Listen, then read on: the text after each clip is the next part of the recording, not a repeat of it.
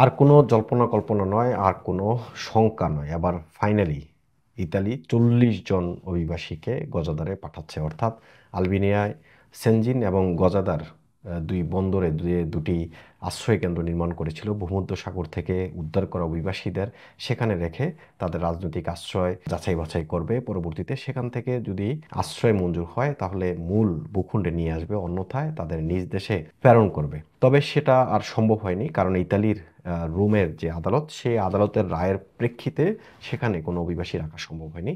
ইতালির ডানপন্থী, কঠোর ডানপন্থী সরকার জর্জা মেলানি, তারা সেখানে কোটি কোটি টাকা খরচ করেছে, কোটি কোটি ইউরো খরচ করেছে এই দুটি কেন্দ্র নির্মাণের ক্ষেত্রে। এখন তারা সেখানে চাচ্ছে যাদের ইতালিতে বৈধতা থাকবে না, বৈধতা অর্জন করতে পারবে না, থাকার অনুমতি থাকবে না, তাদেরকে প্রত্যাবর্তনের আগে সেই গজাদারে পাঠিয়ে সেখান থেকে নিজ দেশে ফেরত পাঠাবে। এমন একটি খবর প্রকাশ করেছে ইনফো মাইগ্রেন্টস, যেখানে বলছে প্রায় ৪০ জন অভিবাসীকে তারা এই গজাদারে পাঠাচ্ছে এবং সেইটা সিদ্ধান্ত চূড়ান্ত এবং সেই ডিক্রির যে অনুমোদন দিয়েছিল এর আগে, এখন তারা সেটা কার্যকরের দিকে যাচ্ছে। ভূমধ্যসাগর থেকে উদ্ধার করা আশ্রয়প্রার্থীদের আশ্রয় প্রক্রিয়া দ্রুত নিষ্পত্তি করতে আলবেনিয়া সেনজিন ও গজাদারে নির্মাণ করা আশ্রয়কেন্দ্র দুটিকে শেষ পর্যন্ত centres of permanence and repetition CPR অর্থাৎ অভিবাসী প্রত্যাবাসন কেন্দ্র হিসেবে ব্যবহারের ডিক্রি অনুমোদন দিয়েছে ইতালি।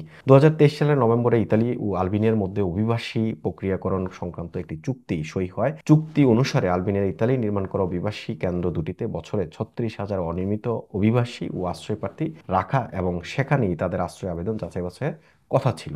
ভূমধ্যসাগর থেকে উদ্ধারের পর ৩ দফা আশ্রয়প্রার্থীদের নিয়ে যাওয়া হয় আলবেনিয়ায়, কিন্তু একজনকেও কেন্দ্রগুলোতে রাখতে পারেনি ইতালি, কারণ দেশটির আদালতের রায়ে অভিবাসীদের ফিরিয়ে আনতে বাধ্য হয় সরকার। ওই কেন্দ্র দুটিতে আশ্রয়প্রার্থীদের আবেদন প্রক্রিয়াকরণ আদৌ হবে কিনা সেই সিদ্ধান্ত দেবে ইউরোপীয় বিচার আদালতে। আলবেনিয়ার চুক্তিকে বলা হয় ইতালির প্রধানমন্ত্রী জর্জা মেলানির ফ্ল্যাগশিপ পরিকল্পনা। তাই কেন্দ্র দুটি বিকল্প ব্যবহার নিশ্চিত করতে ২৮ মার্চ নতুন ডিক্রি জারি করে। এই ডিক্রি অনুসারে কেন্দ্র দুটি এখন সিপিআর বা অভিবাসন প্রত্যাবাসন কেন্দ্র হিসাবে ব্যবহার করা হবে। ইতালিতে যাদের আশ্রয় আবেদন প্রত্যাখ্যান হয়েছে, আপিলের সুযোগও শেষ হয়েছে, যাদের ইতালি ছেড়ে যাওয়ার নির্দেশ জারি করা হয়েছে, এমন সব ব্যক্তিদের সেখানে নিয়ে যাওয়া হবে এবং তাদেরকে নিজ দেশে প্রেরণ করা হবে। এসব অভিবাসীদের অভিবাসী ও প্রত্যাবাসন কেন্দ্রে রাখতে আদালতের অনুমতি রয়েছে, অর্থাৎ সেখানে রাখার জন্য আদালত ইতিমধ্যে অনুমোদন দিয়েছে। অতি ডানপন্থী প্রধানমন্ত্রী জর্জা মেলানি সরকার আশা করছে আবার তাই ইতালির বিচারকদের হস্তক্ষেপ ছাড়াই আলবেনিয়া নির্মিত অবকাঠামোগুলোতে অভিবাসী পাঠানো সম্ভব হবে এবং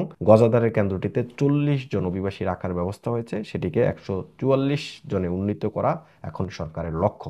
এই বিষয়ক যখন প্রতিবেদন প্রকাশ করা হয়েছে, তারপরে ইতালির যারা বামপন্থী রাজনৈতিক ব্যক্তিবর্গ রয়েছেন, যারা সমাজতান্ত্রিক রাজনৈতিক ব্যক্তিবর্গ রয়েছেন, বিভিন্ন মানবাধিকার সংগঠনগুলো, তারা কিন্তু সোচ্চার হয়ে উঠেছে এবং জর্জা মেলানি সরকারের বিপক্ষে তারা মানববন্ধন করার হুঁশিয়ারি দিয়েছেন।